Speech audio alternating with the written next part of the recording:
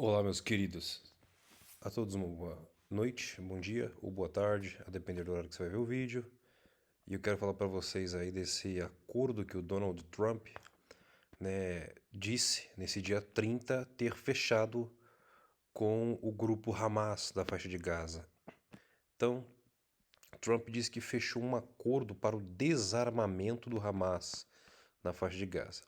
Lembra que para o acordo de paz entre Israel e o Hamas, esse acordo envolvia na segunda etapa do plano que a primeira coisa, o Hamas entregaria o controle político, né, de Gaza para uma autoridade conjunta palestina e internacional, junto com os árabes. E agora o próximo passo vai ser o desarmamento. Eles vão entregar suas armas e entregar o controle a um grupo de palestinos tecnocratas que estarão em conjunto com os Estados Unidos e outras nações árabes. Então, né, eu acho interessante. Será que vai para frente? Será que isso vai ser melhor? É um grupo terrível, é um grupo complicado, é um grupo que deu trabalho, mas é fraco. Israel consegue lidar com eles de forma fácil. O que vai vir daqui para frente? Uma- um, um governo que envolve várias nações, incluindo nações aliadas de Israel, com validação internacional, política, geopolítica, diplomática, com reconhecimento da comunidade internacional. Quando Israel, por um acaso, se tiver problema com eles, como é que Israel vai lidar com isso? Eu vou mostrar para vocês no mapa que eu vou colocar aqui para vocês darem uma olhada, que o que está acontecendo hoje, apesar de todas as dificuldades, vai piorar muito. O que está sendo destruído, né, as bases do que está sendo destruído agora, é para implementar algo que vai ser ainda muito mais terrível para Israel. E que para lidar de forma tanto militar como diplomática será mais difícil. O presidente dos Estados Unidos disse hoje que o Conselho de Paz chegou a um acordo para o desarmamento total do Hamas e de todos os outros grupos armados na faixa de Gaza. É o Hamas e o outro grupo forte junto com eles é a Jihad Islâmica. Veremos, né? O que aconteceu? Segundo Trump, o acordo será cumprido em fases e culminará na retirada das forças israelenses da região. Vamos ver como é que o Netanyahu vai dar com isso. Primeira coisa, os ministros fortes dele, o governo dele que está hoje com os religiosos, em especial figuras como o Bezalel Smotrich e o Itamar Ben-Gvir, eles nunca vão aceitar esse tipo de coisa e podem até dissolver o governo. Mas Israel vai ter eleições em outubro. Então, a depender de quem vai ser eleito, né, o Netanyahu ou outra pessoa que está com grandes chances de se tornar primeiro-ministro, o Gadi Eisenkot, então, que também é de direita, ele é linha dura, porém um pouco mais difícil, né, de manusear como digamos assim, eu acho que ele não tem a experiência e a capacidade do Netanyahu. Em termos de líder, de força no mundo hoje, estrategista geopolítico e que conhece bem o Oriente Médio, o Netanyahu nisso aí ele é inigualável, tá? Mas ele pode ser um problema para os planos aí do que era os Estados Unidos junto com a comunidade internacional. Ainda segundo o presidente americano, as forças israelenses deixarão Gaza à medida que o desarmamento for concluído. Obviamente Israel vai ter que estar junto, né, averiguando, confirmando, né, inspecionando para ver se esse acordo vai ser implementado da forma no qual está descrito no acordo. Em seguida, uma força internacional de estabilização trabalhará ao lado de uma nova força policial palestina para assumir a responsabilidade pela segurança da faixa de Gaza e seus moradores. O acordo foi mediado por Egito, Catar e Turquia. Esse aqui, quando o Irã estiver bem enfraquecido, este aqui vai ser o maior problema de Israel nos próximos anos. Fontes de alto escalão do Hamas confirmaram o acordo. É isso mesmo, o Hamas confirma o acordo e devem publicar. Vocês veem que não está tendo mais nenhum ataque da faixa de Gaza? Gaza, o Hamas praticamente foi realmente muito enfraquecido. Então eles estão vendo que, olha, devem estar fazendo acordo com os Estados Unidos, com Israel. Muitos líderes, alguns talvez vai ser preso, outros vai viver em paz, vai morar na Turquia, no Catar. Mas não dá mais porque eles foram desmantelados. Os túneis, os armamentos destruídos, lançadores destruídos, a infraestrutura do Hamas foi praticamente aniquilada. Então não faz mais sentido para o grupo permanecer. O plano de paz de 20 pontos para Gaza lançado por Trump prevê que a segunda fase do cessar-fogo inclua desarmamento do Hamas, e o texto também estabelece que um grupo de tecnocratas palestinos reunidos no Comitê Nacional para a Administração de Gaza assuma a gestão cotidiana do território durante a transição para o pós, né? O que ocorreu, o pós-conflito. Acho muito interessante. Tem alguns mapas aqui que eu separei. O primeiro deles, tá? Que é esse aqui, tá bom?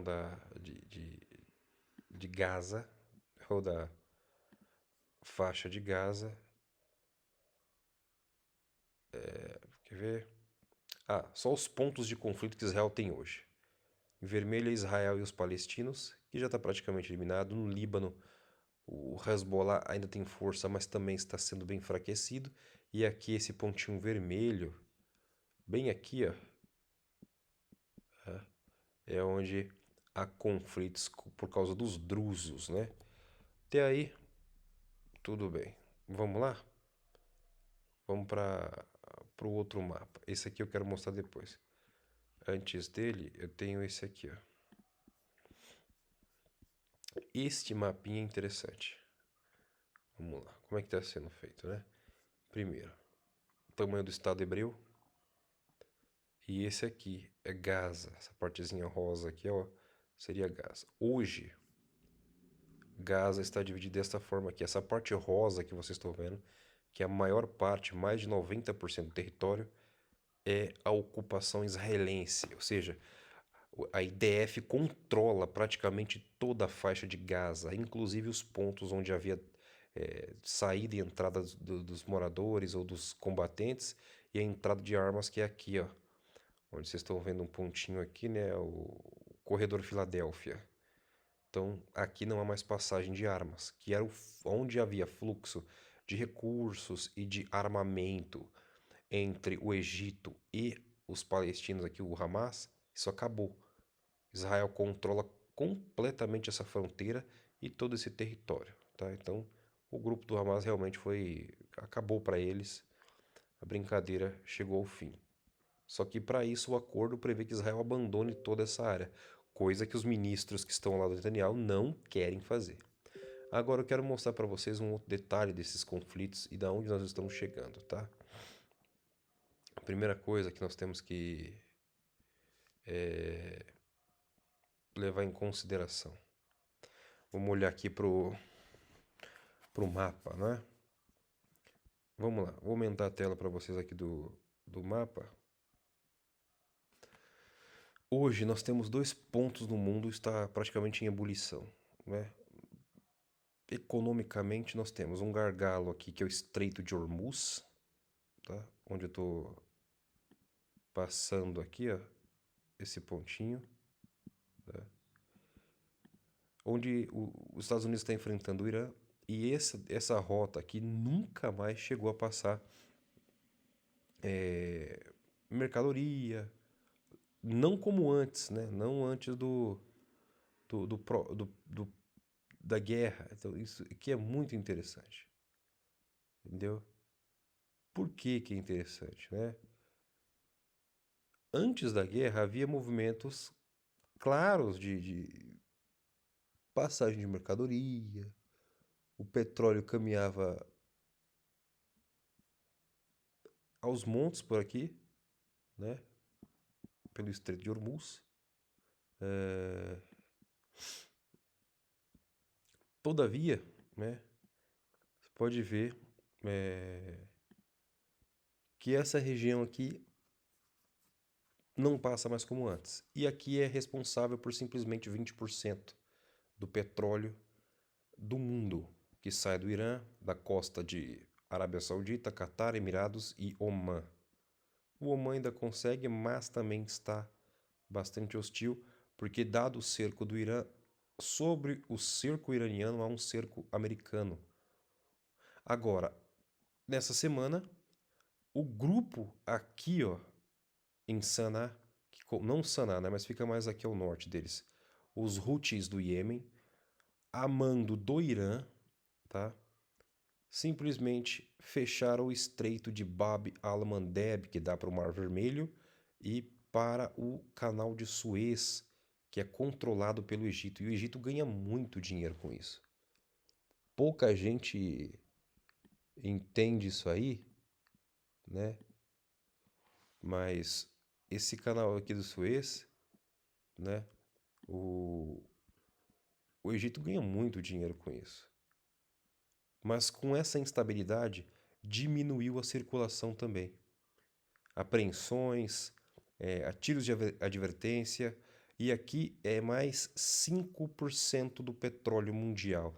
Mas mais do que isso, aqui passam milhões. Nós estamos falando aqui de em torno de 20% dos containers do mundo que sai da Ásia, do Pacífico, aqui do Índico, e que da parte da África e vão em direção aos países aqui, tanto do Oriente Médio como da Europa, no Mediterrâneo, não estão passando mais.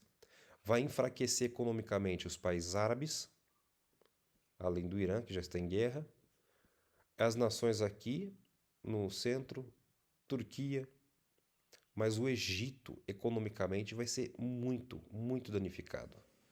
E eles já são um país bem sensível nesse quesito. Estamos falando de 1/4 do petróleo do planeta foi parado. E as mercadorias agora também estão sem segurança nenhuma, o que vai aumentar o frete, vai aumentar o preço do petróleo. E no momento parece que as coisas estão até que controladas, porque o preço do petróleo chegou até a cair. Qual o problema? Enquanto isso aqui continuar, tá? Se essas nações se verem numa situação econômica onde nada se resolve, elas terão de ser forçadas a ir para o conflito, tá? Para acabar com o Irã de vez. Para que ou entregam o controle das rotas, esses gargalos, para os Estados Unidos, porque um acordo que é prometido toda semana nunca sai e as coisas só pioram.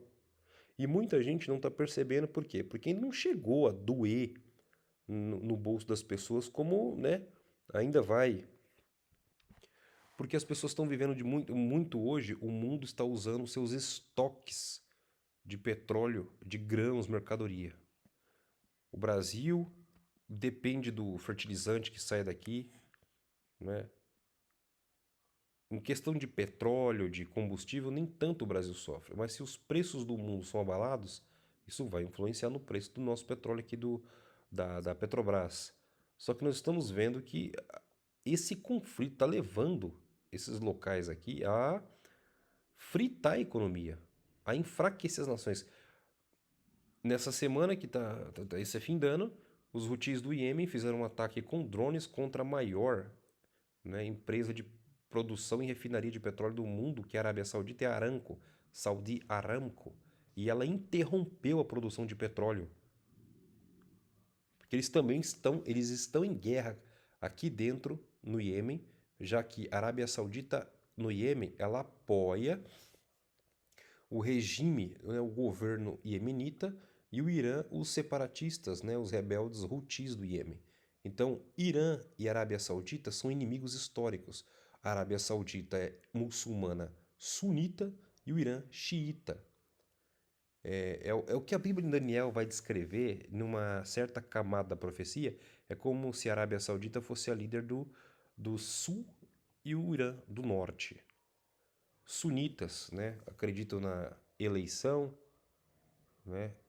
Eles acreditam também vai vir um Sunni, né, um imã, mas os iranianos são xiitas e eles aguardam o 12º imã, o Mahdi, né? Eles estão crentes de que o Mahdi virá, né? Provavelmente essa parte que está sendo aniquilada, que é a Síria, a profecia diz inclusive que o Isa, que seria o Jesus, né, que vai anunciar o Mahdi, ele vai aparecer aqui na Síria, que agora, né, foi politicamente estabilizada, voltou até ter o parlamento funcionando na pessoa do Al-Julani, que foi aceita pelo mundo. Então, as arestas aqui estão sendo aparadas. De certa forma, o Irã é uma ameaça.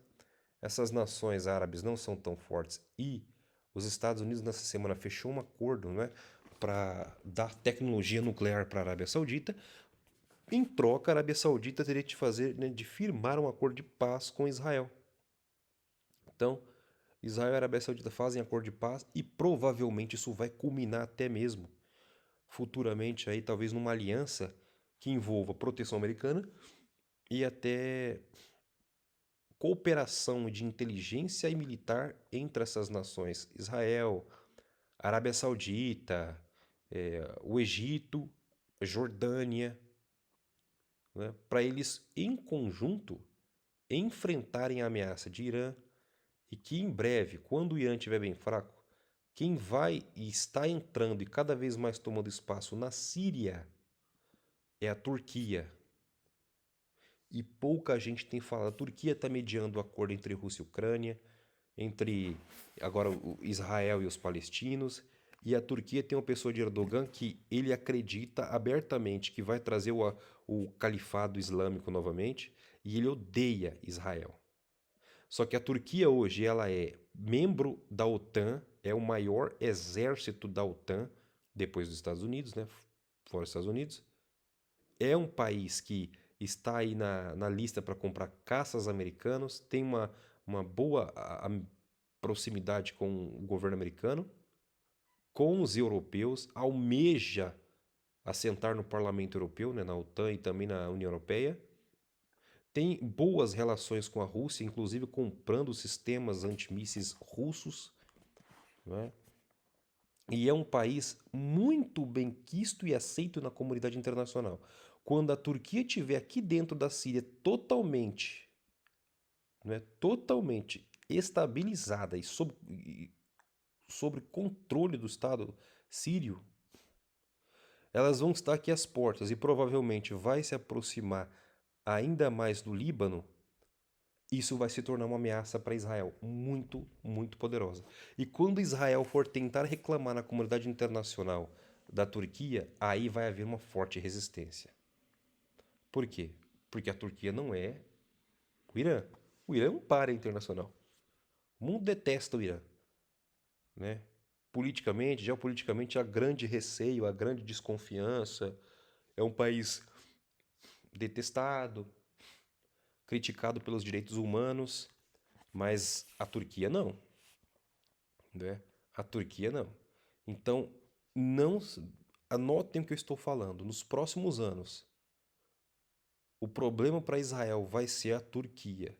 E a Turquia vai fazer aliança com o Irã, com Síria, com Iraque. E isso, né, com o rebelde, o Hezbollah no Líbano. E, para quem não sabe, a Turquia também ela comanda metade da ilha do Chipre, aqui no Mediterrâneo. O Chipre é metade pertencente à Turquia e outra metade à Grécia. Eles exploram petróleo aqui, né? E a Grécia e a Turquia são inimigas históricas também, e os dois são membros da OTAN. Então aqui há um impasse, principalmente por causa das ilhas aqui que ficam mais para cá no Mar Egeu. Então tem esse problema. Estão bem próximos. Eles também almejam explorar gás nessa região que Israel encontrou, né, com o Leviatã, e o Líbano reivindica partes também. Então você vai ver que a Turquia, cada dia que passa, a Turquia está cada vez mais se entrincheirando, se entranhando no governo sírio e no território. Por quê?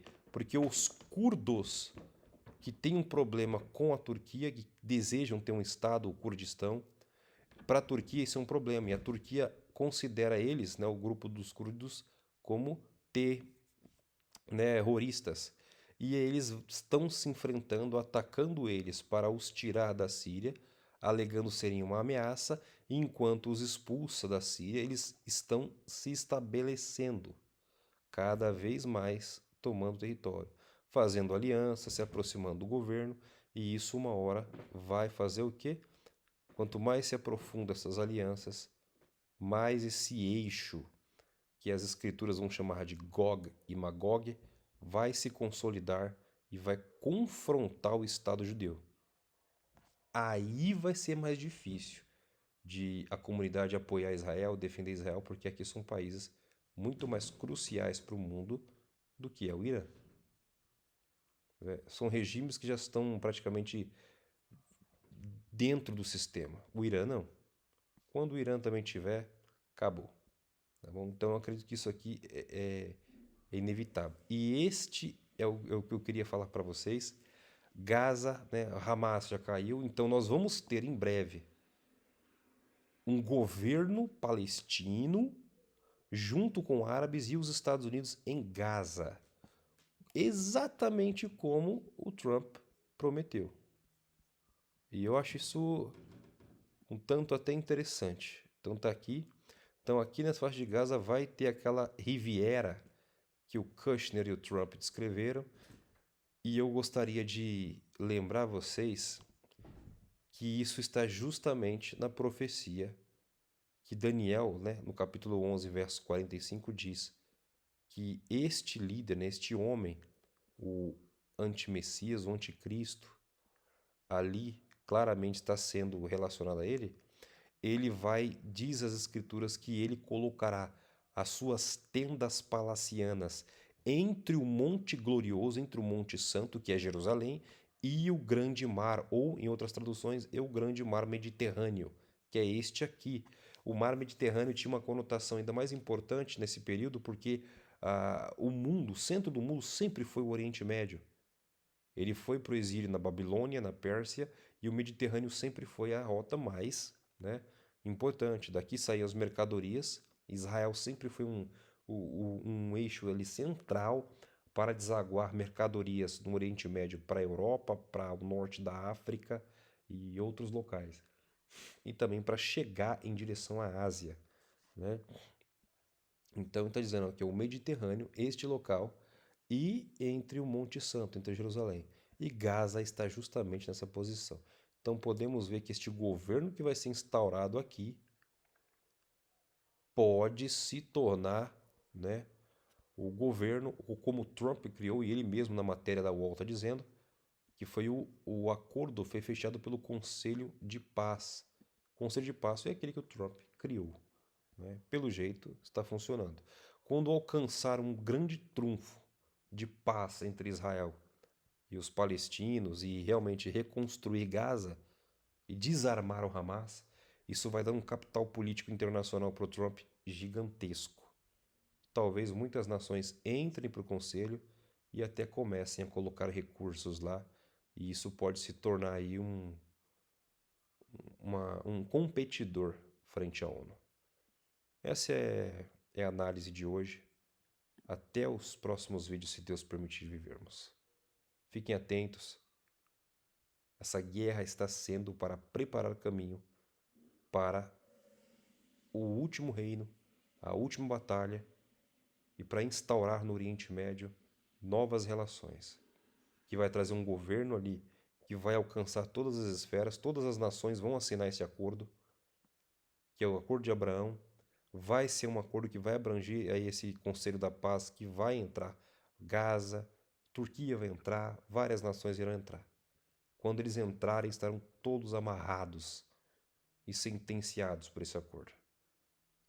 Até breve.